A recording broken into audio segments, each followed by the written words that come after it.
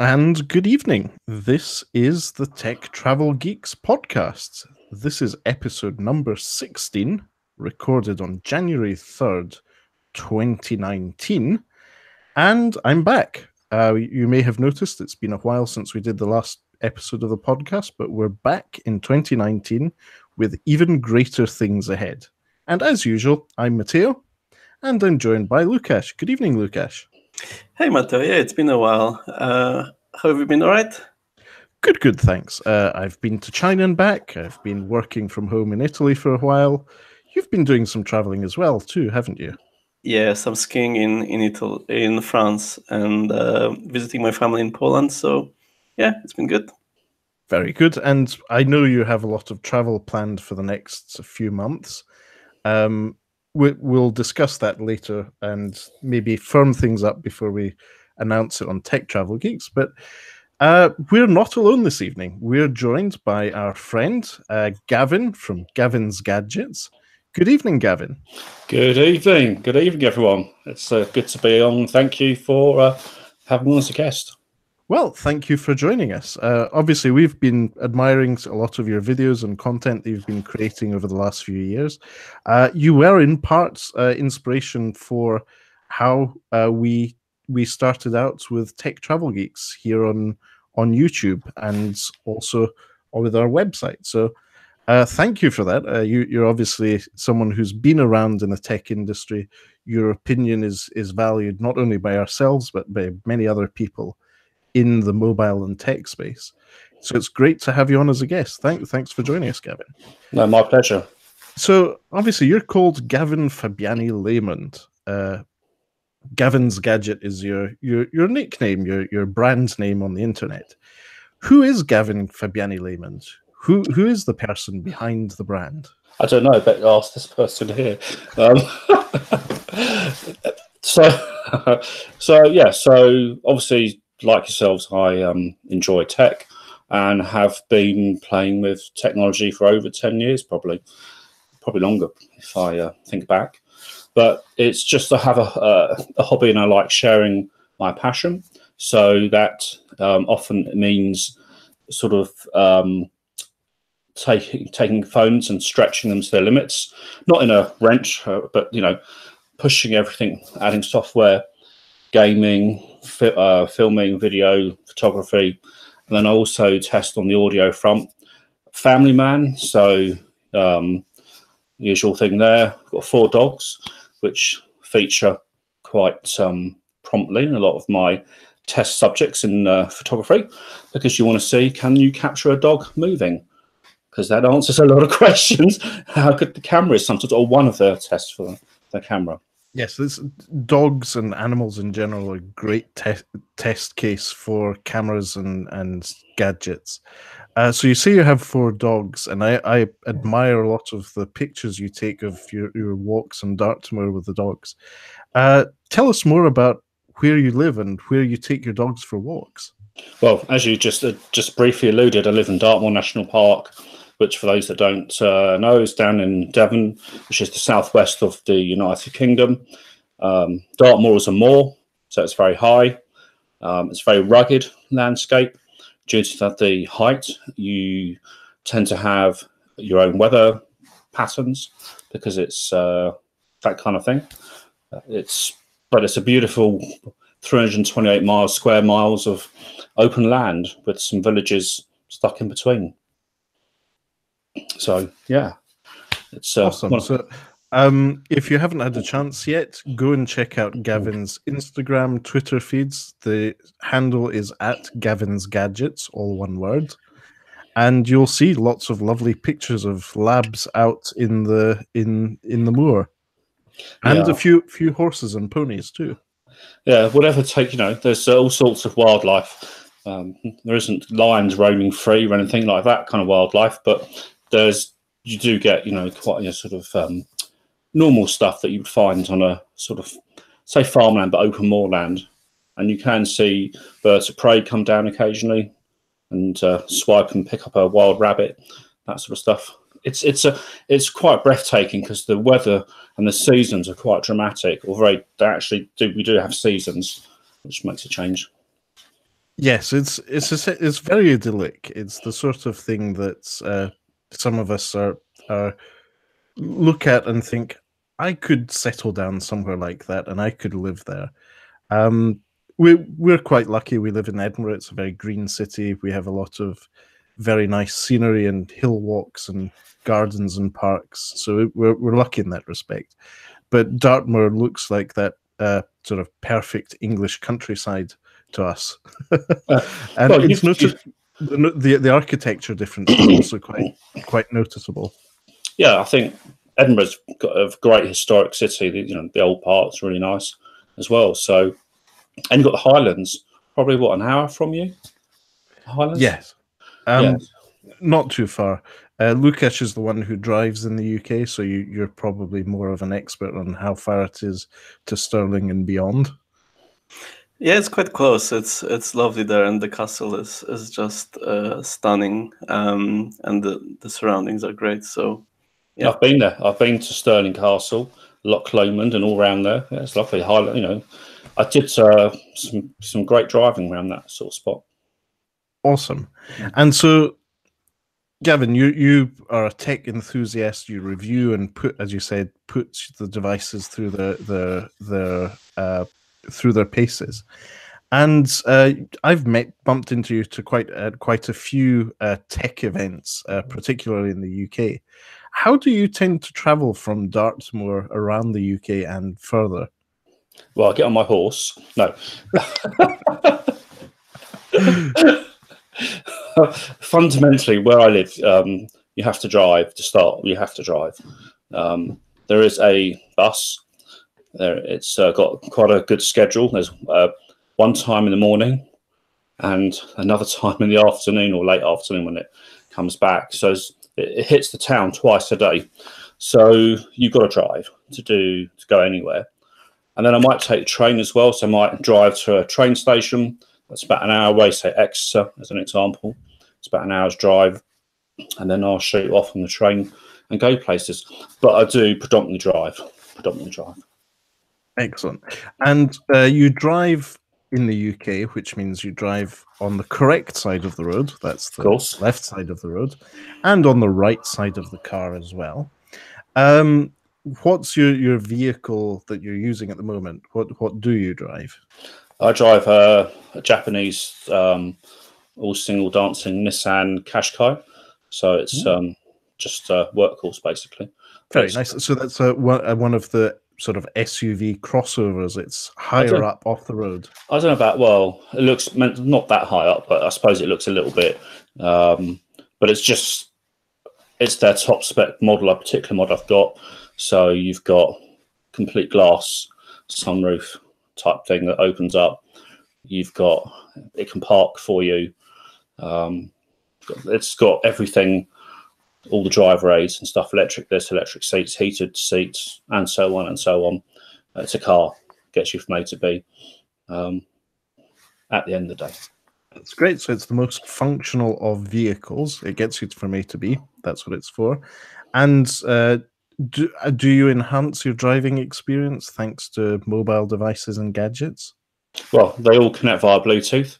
So you go straight into the car and off you go and stream your music or podcasts, that sort of stuff. So having good Bluetooth does help. It does have a USB in, so you can connect, if your device supports it, you can do the USB route in as well. But Bluetooth's far easier. And on your display, tracking phone, all the rest of it pops up. I haven't got CarPlay or the other one. Android Auto. Android Auto, yeah. So how far is it from Dartmoor to London if you were needing to drive that far? If you drive it, it's about 260 miles each way. Wow. So in terms of kilometers, that's almost 4 kilometers in real distance, as we would say. So that's quite a distance. So going to tech launches and tech events, that must take quite a while. Or do you use another form of transport to get there? I've got a helicopter that can do it in an hour, but it doesn't. No, it's a real problem because it's not just the fact that it takes a 5-hour drive. You drive for 5 hours you're going to feel it. And then to attend a tech launch, do all the stuff that you might want to do, you're knackered. So the best thing is to go up the night before, do it, travel back. But it's not just, it's the cost of doing it, the time. So living around makes it harder to do those events.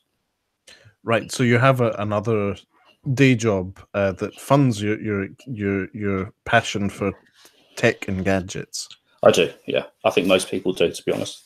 Yes, we do, for example. Yeah.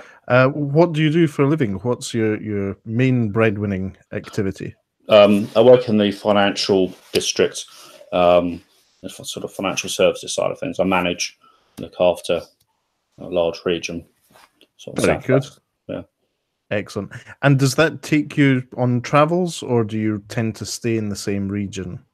No, it does. Well, I cover.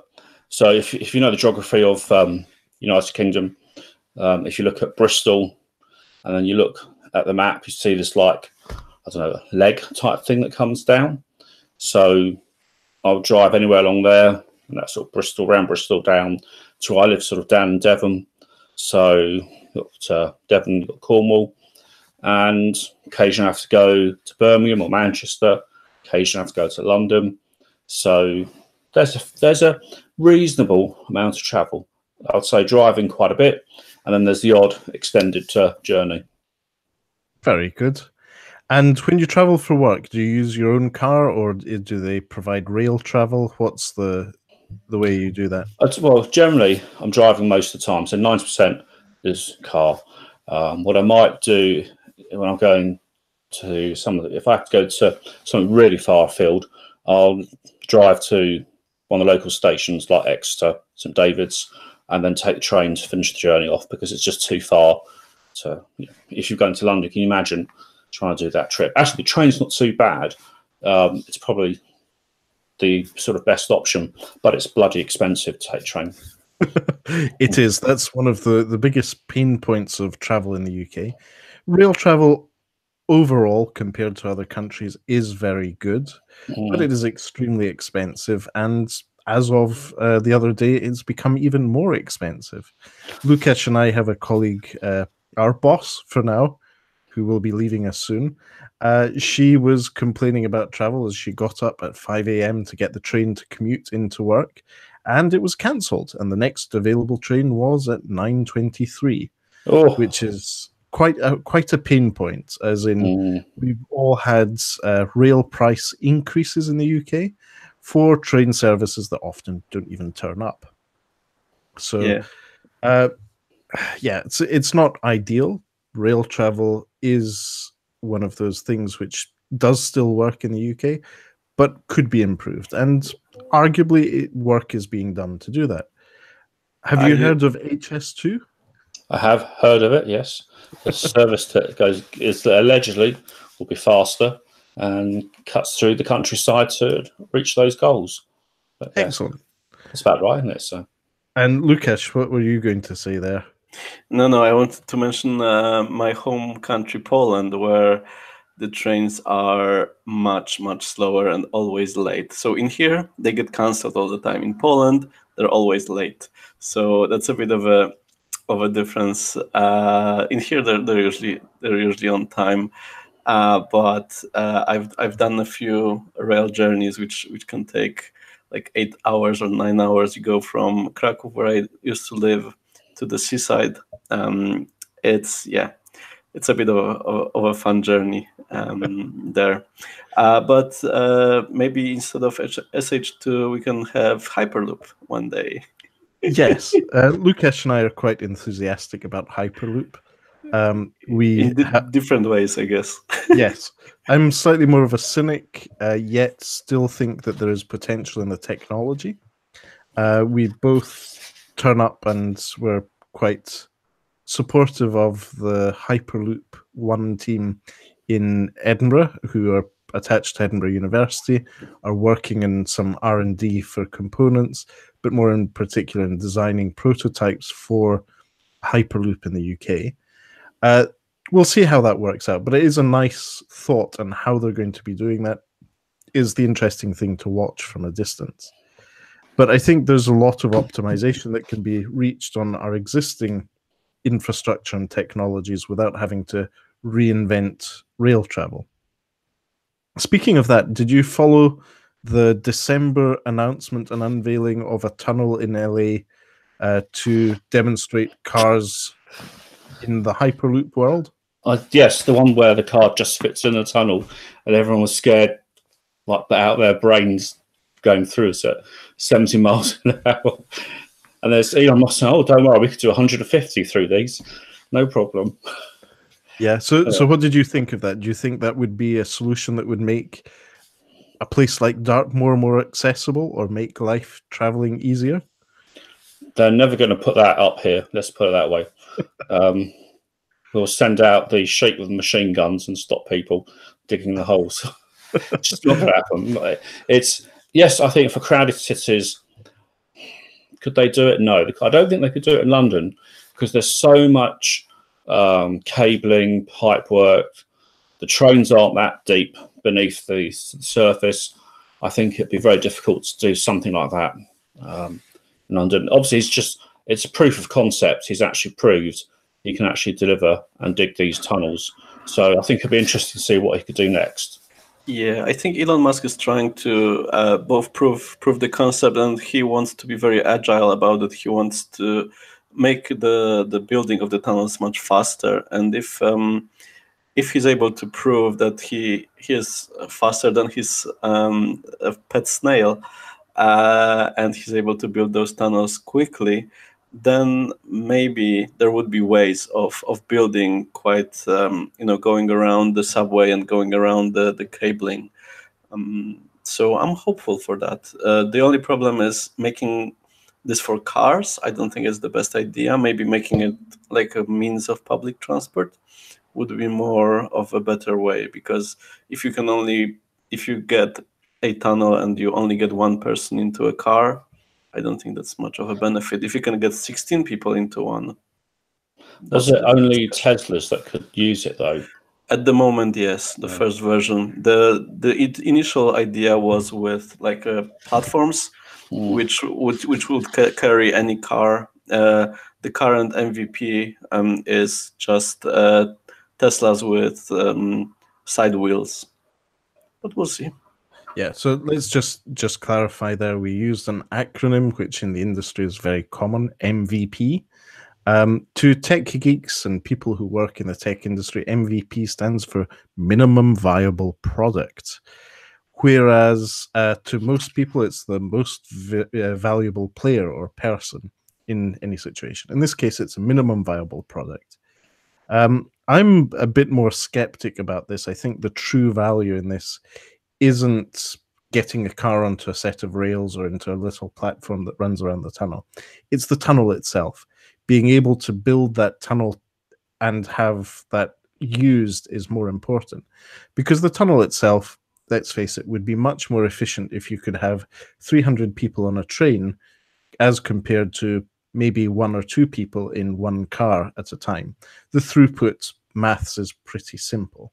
But I hope that the tunneling technology and the way they build the tunnels and insulate them and reinforce them makes them safer and more economically viable. I'm more excited about that than I am about the idea of putting a car on a little trolley, because you're just moving the congestion from one place to another, in my view. Then again, it would be a nice chance if you're driving to sit down and maybe listen to some music or to a podcast like, say, the Tech Travel Geeks podcast. Speaking of our podcast, you can now find us on TuneIn Radio. At the beginning of December, we were approved to be on TuneIn, which means that you should also be able to invoke us on Amazon's Alexa home speaker, not just on Google Home. So we won't say the words out too lightly because it will set off everyone's digital assistants. But we're now available both on Google Home and Amazon's Echo devices, as well as all the other excellent channels. You can subscribe to Tech Travel Geeks here on YouTube. You can subscribe to our podcast on Apple, iTunes, and everywhere else you get good podcasts from. Gavin, where do you tend to create most content for? Where's the place you put most of your content? Well, it used to be my website, and my website's been going probably 8 years now, at least. So there's in excess of 500 reviews on there, which is quite a lot. But as time's moved on, YouTube is the bigger platform. So I cross. So I do for every review, I do a YouTube video. I then take that video and embed it into some text, which will have some additional information. Might share some photos as well. So, but I suppose there's some people like to read. Some people like to watch videos. So I do a bit of both. So if I go live on one, it's live on the other, and vice versa. But YouTube definitely seems to be people are lazy, and they like just pressing play rather than reading text.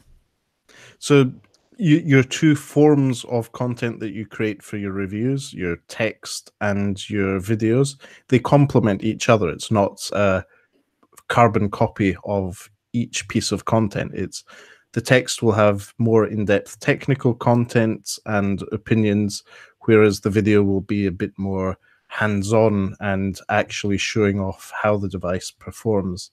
You can use it you can do two different things. One's visual, one's not. But when I go to a more detailed, in-depth review, I will have sometimes on my website additional posts with no video in it at all.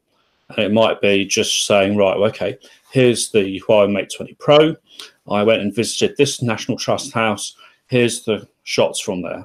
And you've got full res photos embedded in an article. Or I might do, okay, I went out at night. I did some special night shots, light trails, the stars. Here are the photos. You can't really share that properly on a YouTube video because people can't really see the quality of those shots. Yeah, you can include it as part of a camera review on YouTube, which I will do, but I have lots of separate posts. And I think on the Mate 20 Pro or P20 Pro, it's at least 20 parts or 20 separate posts on the website, which obviously is quite a lot. That's great. So you're essentially modularizing your opinion creation into lots of more bite-sized bits of content, which are more specifically valued by people interested in just that element. And you mentioned the Huawei Mate 20 Pro there. You're speaking to the converted. Lukasz and I are both very happy Huawei Mate 20 Pro users. What are your highlights of the device? What really stands out to you about the Huawei Mate 20 Pro? Well, it's just a fab phone. It's got great battery for a start. The camera's got better as the months have gone on with updates. And I think now it's at a point when if they'd released it as it is now, I think that would have been quite good because the camera's definitely got a lot better. But it's just very versatile. Having all those options in the rear cameras just gives you, if you're traveling, if you do a lot of traveling and you need ultra wide, I mean, this is here, you can see it's the GoPro Hero 7 Black in a cage and everything, but that can go really wide. But now you can just pick your phone up and use your phone and you've got that kind of effect straight away. Yeah, the cameras on the device are great. There was an issue that we highlighted up to towards the end of November last year, where the electronic image stabilization of the Huawei Mate 20 Pro was having a bit of a warp effect. And I took a video in the markets of Shenzhen of just me walking along, holding the phone, recording the video in 4K. And I was using it both with a normal lens, with a wide angle lens. But as I was walking along, you could see along the sides of the screen of the recording, there's this sort of warping effect, which I've noticed has been fixed now. Had you noticed that? What were your thoughts? I did 2 videos. I think I got at least 2 videos, separate videos covering, because it was very noticeable when I did. But here's how you use the phone. Here's how you use the camera. Here's some camera shots. First video. Right, it's just had a firmware update. let's see the video's improved. So to another video, that jello wobbling effect on the side was pretty awful, but thankfully that's been addressed. It is still, if you look really carefully, tiny bit there, but most people wouldn't see it. So I still think if you look at cameras, and I've got, I mean, so down here, this is the new DJI Osmo Pocket here. You know, the GoPro Hero 7 Black.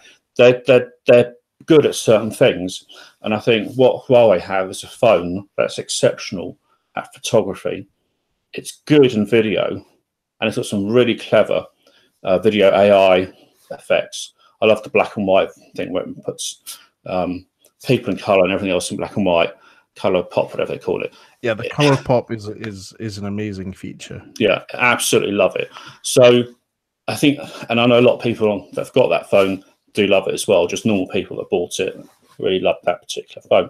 But for real photography, it's where it shines. That's its strength.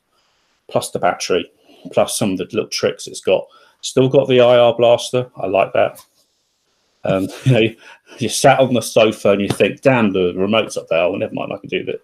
You know, as people who travel, we really appreciate that infrared blaster, because sometimes you end up in a hotel room where your TV is locked down with that horrible firmware, and there is an HDMI port in the back you could plug your laptop into, but you can't get at it with the provided remote control. And a bit of messing around with a Huawei Mate 20 Pro or any phone with an infrared blaster will allow you to change the input to select that HDMI port.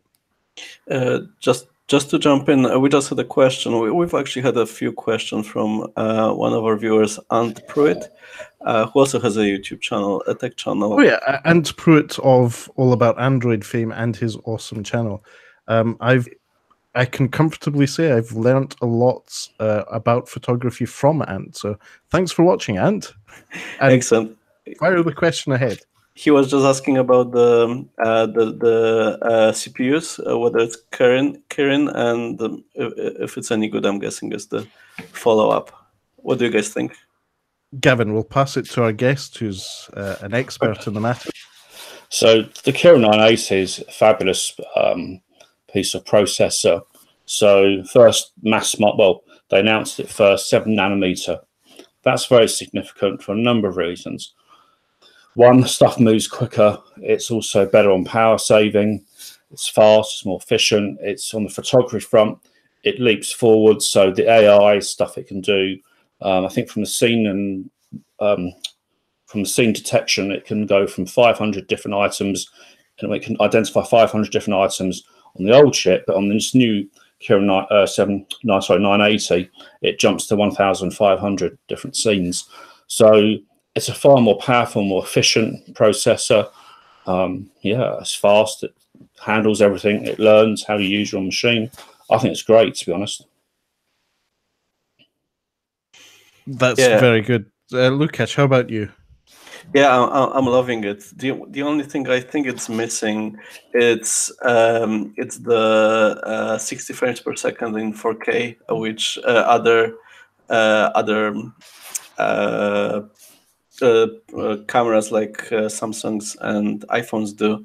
So it should have the processing power, but it doesn't have the co-processor, I guess, to handle 60 frames in 4K. So I'm hoping the next camera, next phone they have has that functionality. Other than that, I love the CPU, and especially the battery and the cameras. So yeah. So let's explain that to our listeners. So 4K 60 frames per second is essentially you have 4K resolution, which is double full high definition, double what most people have on their TVs. But then it takes video at 60 frames per second, which is 60 pictures per second. On particularly good televisions and monitors and screens, that means you have a very fluid picture. But then that also enables editors to take that video, edit it, and maybe take some footage in slow motion after it's been filmed in normal video. So to slow down and speed up video, it makes it better. So that's a feature we hope to see in the next one. I don't think it's entirely impossible for that to be enabled in a future software update. Say if the Android stack were significantly changed in how video is handled and handled between the GPU, the processor, and the memory. I think it's processor limited. Actually, I'm not sure, but I would guess like Samsung's released it straight away. If they have the possibility, they release it. But yeah, maybe I'm not sure. Maybe Ant can let us know in the comments if he's more aware than we are of that. I think with 4K 60, if you look at other phones that do it, not every phone does. I mean, the Pixel doesn't do 4K 60, Pixel 3, for example. But if you look at, say, iPhones, the latest ones that do 4K 60, if you look very carefully at the audio and the actual picture quality, it does lose a bit of quality. It's 4K 60. It does lose it, so you are better if you can, depending on what you're doing, dropping down to a lower resolution. But I think the new processors that are coming out could be quite interesting. What they can do, maybe 8K on the Samsung. Yeah, and to put this into perspective, most semi-professional cameras, like most people use to film YouTube videos, even the more professional people, the cameras they own don't have 4K in 60 frames per second. There's only a couple which do this, like Panasonic's GH5, the new some of the new Sonys, and not even the new Canons. Most cameras don't do 4K 60. So yeah, it's pretty amazing that what the phones can do nowadays.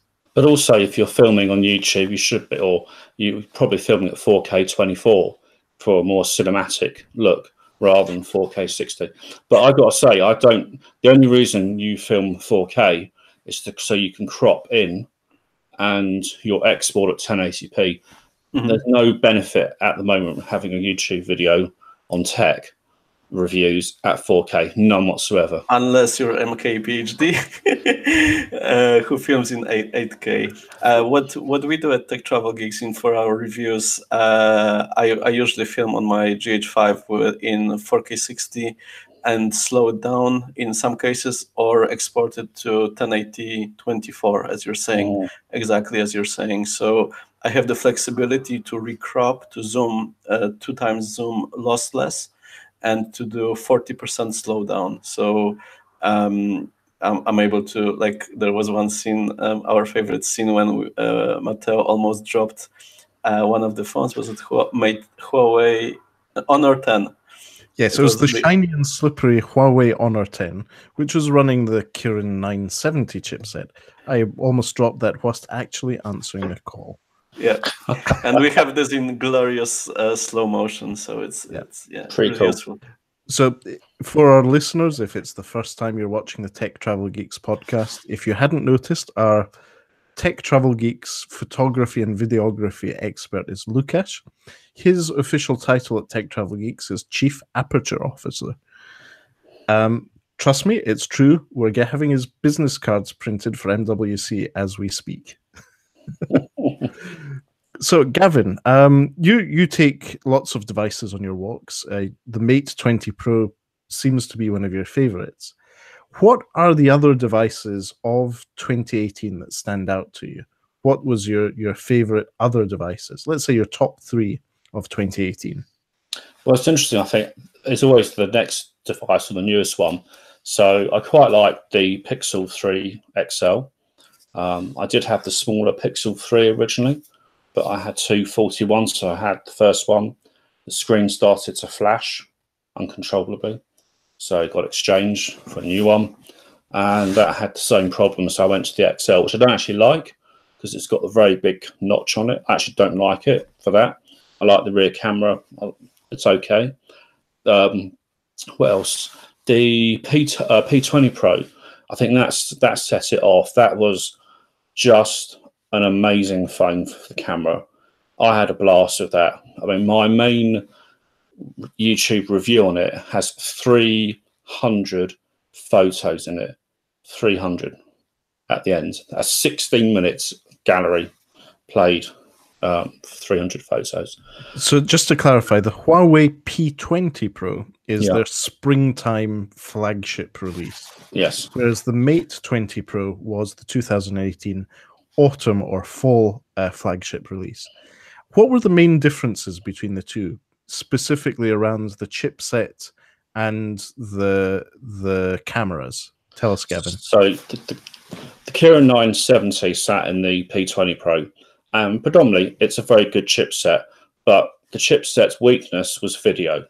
So I think, as Lukasz mentioned, doing 4K was dreadful.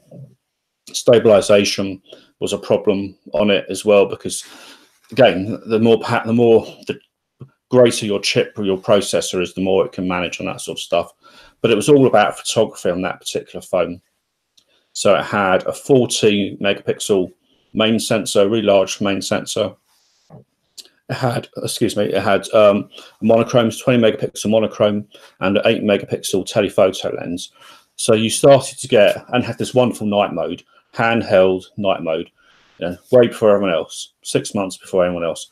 Just absolutely a blast. And it took wonderful photos. The creativity was off the charts. But video, it wasn't the best at video, but it's like everything. Some devices specialize, and that's where it specialized in rear photography. Everything else about it, very nice. Good old Huawei standard affair, EMUI, and I was very happy with it. Good battery life and the rest of it. The 980, the processor on that in the Mate 20 Pro, different league, totally different league. It can do more computational photography, so it's far more powerful. And they dropped the monochrome sensor and they stuck in the ultra wide, because the pixel binning and the power of that new processor meant it didn't need the data that it did need previously when it was running on the P20 Pro. So that's for me. But also the P20 Pro is slightly smaller in overall size measurements. I think it's slightly smaller. So if someone wants a slightly easier phone to hold, that's the one to get. And it doesn't have the curved edges. The Mate 20 Pro has curved edges, which aren't as easy to hold. Looks prettier. It's very pretty. Yep, that's a very good way of saying it. So I got back from the launch of the Huawei Mate 20 Pro in London, showed it to Lukasz, and he went out and pre-ordered one. He liked it so much. And having said that, I have had and still technically have the Huawei P20 Pro. I've been holding off giving that to my better half, Candice, but she is now in the process of moving across from her Honor View 10 to the Huawei P20 Pro because I just don't have enough SIM cards to put in all devices. But we have such a backlog at Tech Travel Geeks of reviews and in-depth looks at particular features and video output of devices that we have decided to forgo the P20 Pro and focus on what we have in the backlog. Looking at the other side of the spectrum, Gavin, what is your sub £100 or sub $120 preferred smartphone? What do you think sits in that $120 price range, which you think is a good value for money device? I have no idea. So, okay. So you don't follow that space much? No, I mean, on a 7X I've used, for example, but I don't think it's as cheap as that. So. That's more of the £200 price. Yeah, so to be honest, I wouldn't. I have used plenty of £150 and less devices, and with mixed results. So I think if you're looking to get a phone, unless you're just going to use it for calls and text and just social media and not worry about too much, Xiaomi Redmi 6 or something like that is quite reasonable, isn't it? But again, it's not the sort of thing I'm that clued up on, to be honest. So I'm currently working on the Tech Travel Geeks review of a Nokia device. This is the Nokia 2.1. This is a £79 recommended retail price device. That's less than $100. And it's a 5.5-inch HD, that's a 720p screen. It has a MediaTek quad-core processor, 8 gigabytes of internal storage, 1 gigabyte of RAM. It's powered by Android Go, the new lightweight version of Android for this type of device. And I've been quite enjoying it. It's for the price and the relatively underpowered overall device. It performs really well. And I find myself watching Netflix and YouTube and Amazon Video on it a lot, mainly because it's a good enough screen, and 720 held in your hand is more than enough as far as resolution is concerned. Yeah, I'm really impressed with this. So we're going to be working on the review to this device. Lukasz and I are flying to Amsterdam tomorrow to do a lot of B-roll video recording and maybe eating some food and drinking some beer. We'll see about that. But the plan is to go out and do our reviews of these devices and also see what the video cameras and the cameras are capable of, mostly in good light conditions, because I'm pretty confident it's terrible in low light. But for £79 in the UK, that is a very affordable device for smartphone use. You seem to have sparked some interest from Ant, who was surprised that there's even such a sub $240 market. So maybe it's worth investigating more of this area. So, okay, a bit of background. I used to work in the retail sector in a company that also had a chain of smartphone or at the time phone shops. And I know that that sub $100 smartphone market is enormous.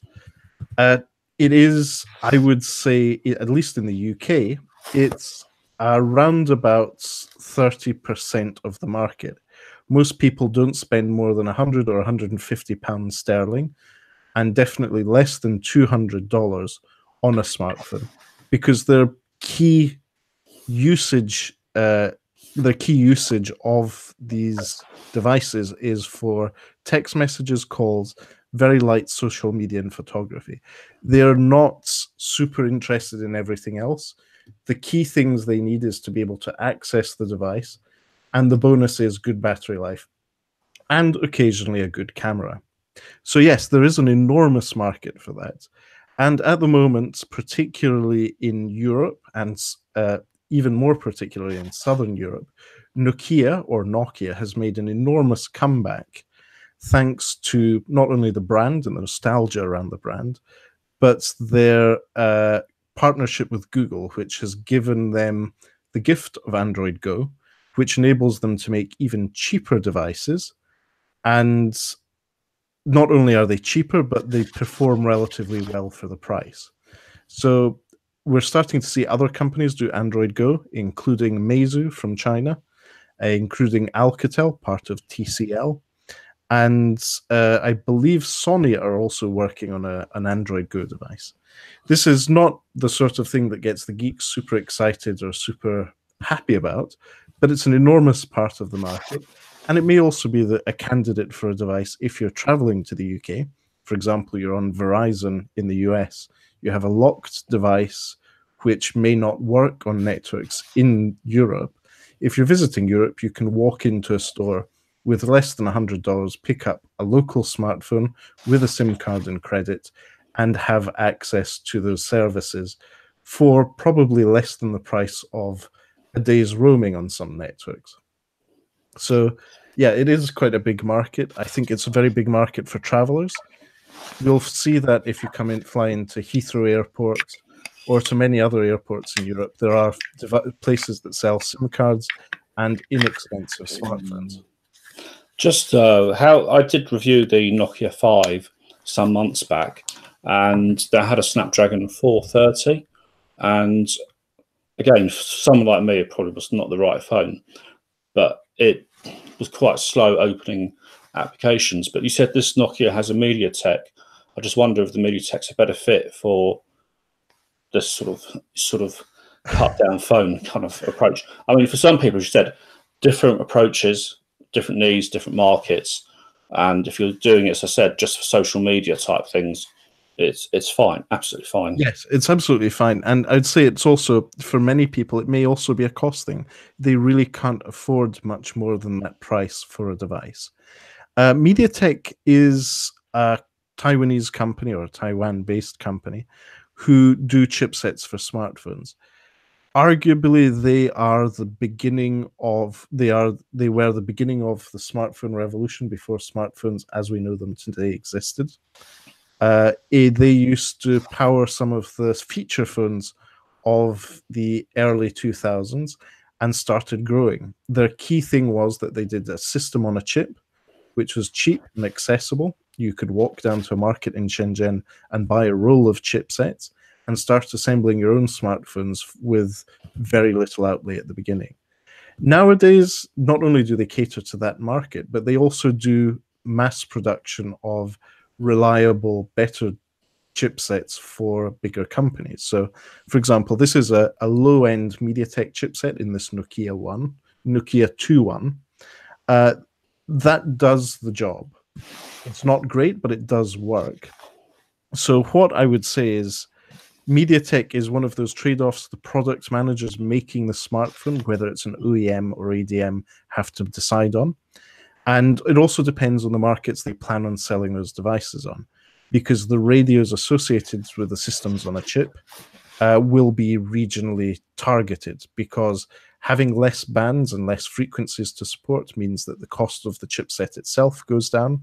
And let's face it, the sort of person buying that phone in that market is unlikely to travel to other ones and need the other radio bands.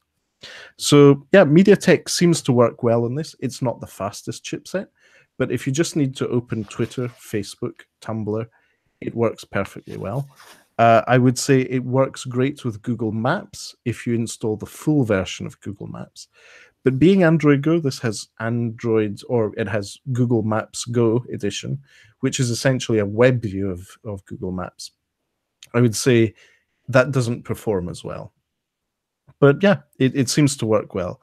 The whole point of this market segment is a balance between price and features. I think MediaTek fits very well in there. And then again, you mentioned you reviewed the Nokia 5, which is the one you reviewed, Gavin.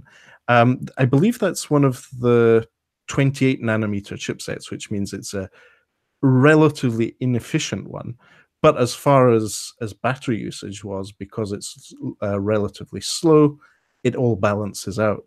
Am I correct in saying that? How was your battery experience with the Nokia 5? That was the only positive, was the battery. But say it's not a phone that I personally would use. I don't think it's the right market. I don't think the UK is the right market for that phone.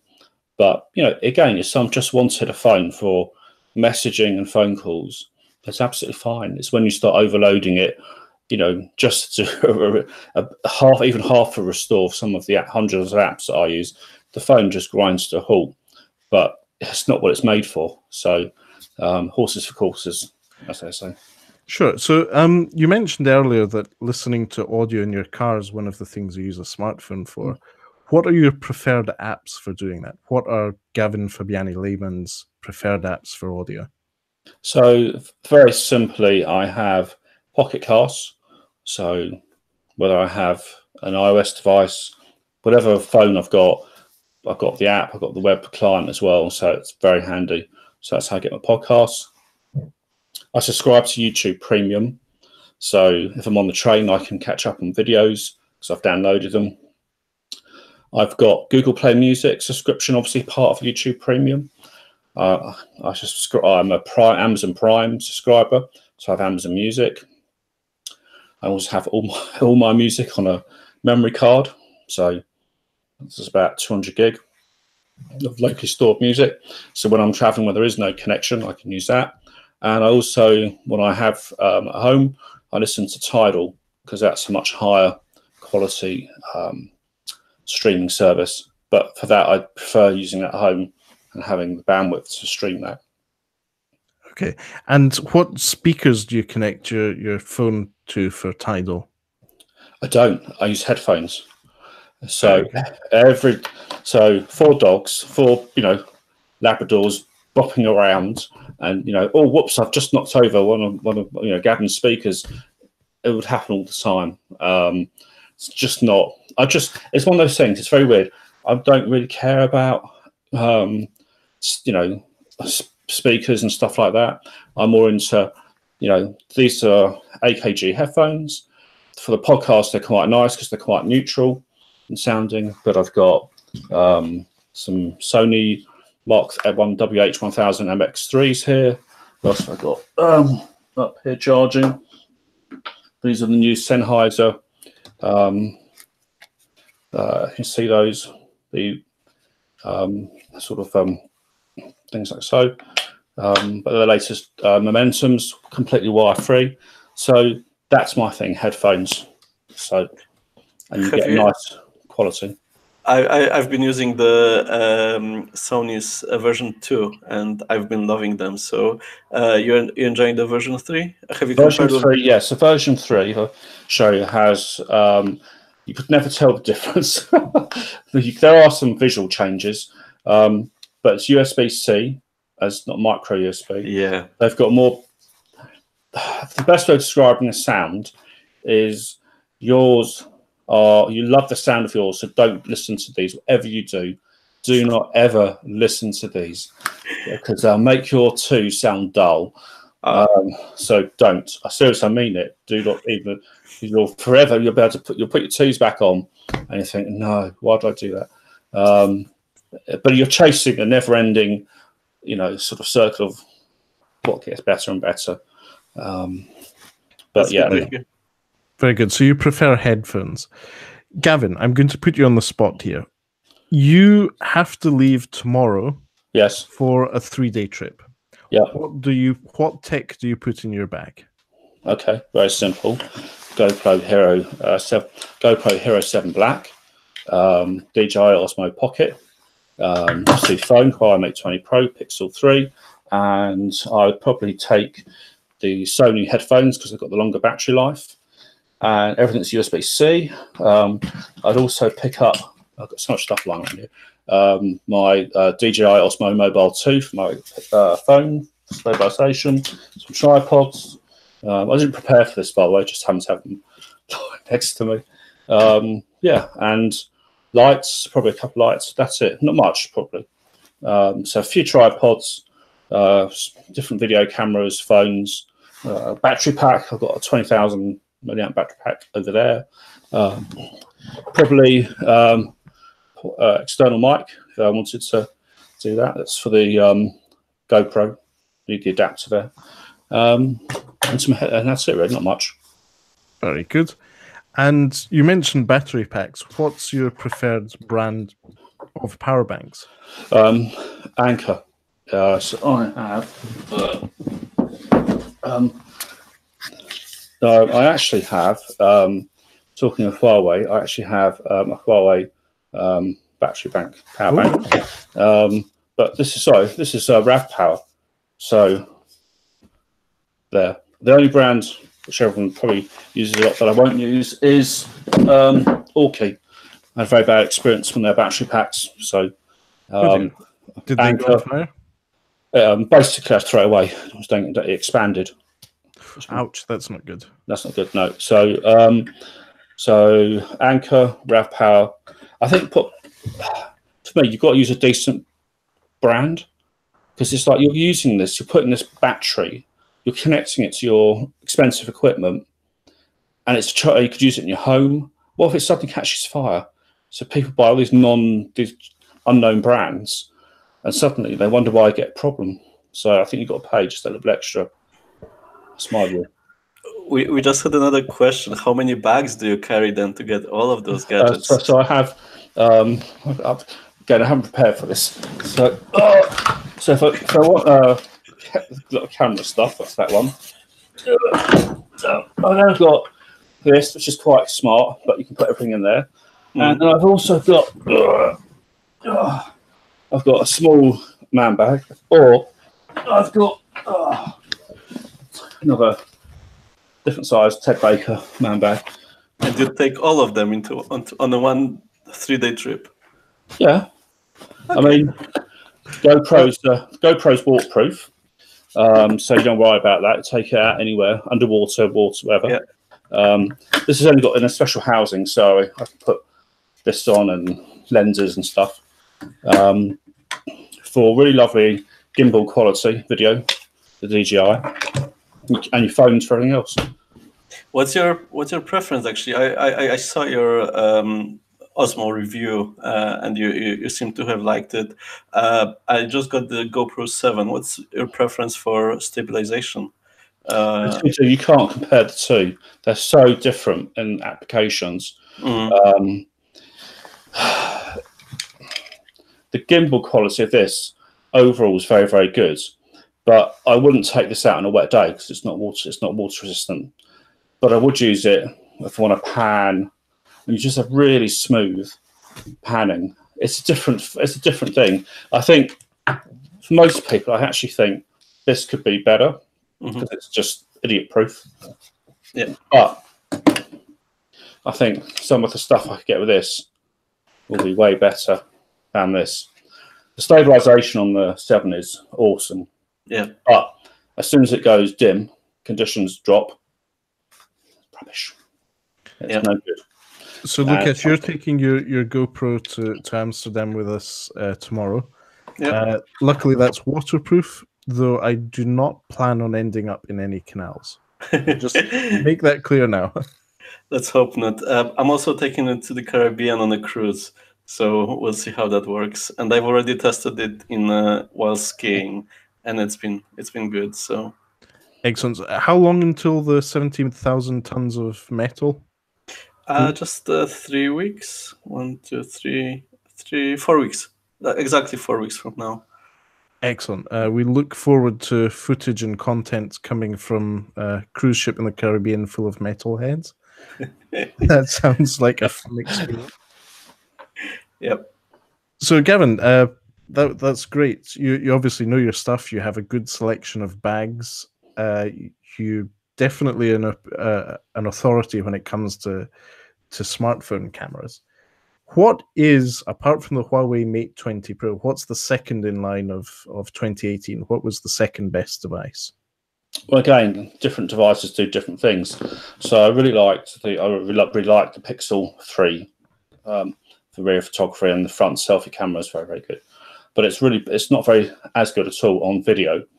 So then I would drop to iPhone. So either the iPhone XS or XS Max or the iPhone XR. For video, it's astonishing. Really, not just good video, but good audio on the video. So that would be my thing. Or the Note 9, the Samsung Galaxy Note 9. If you didn't take a lot of still photos, but you're into video, the video quality from the Note 9 was very, very good, and the audio on the video was excellent as well.